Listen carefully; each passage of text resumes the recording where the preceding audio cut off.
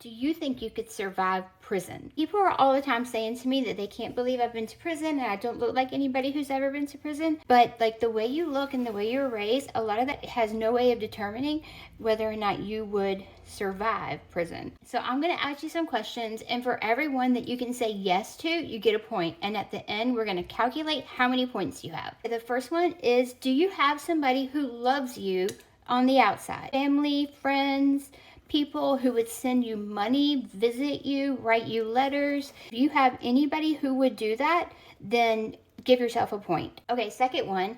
Do you have any kind of skill, like a special talent, hobby? Are you good at braiding hair, at threading eyebrows? Are you a good artist? Could you like make cards? Are you a good, maybe a tattoo artist? If you do have a skill, then give yourself a point. You can also give yourself a point if you learn really quickly and you think you could pick up one of these skills. Being able to offer some value in prison is a great way to make money and to acquire some respect. Okay, the third one's kind of weird, but do you like to read? Can you get into a book, lose yourself in it?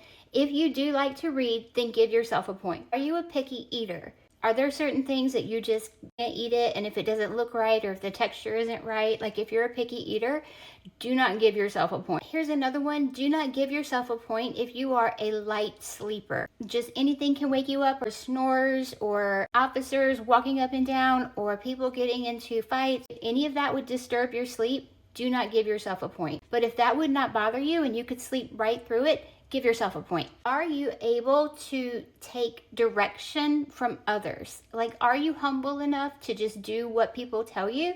Or do you have to be oppositional and maybe ask why, or just be defiant? If you are able to take direction, give yourself a point, because officers will tell you all day long what they want you to do, and there is no room for negotiation. Okay, are you modest? Like, are you the kind of person who likes to just and not let people know like what's going on with your body?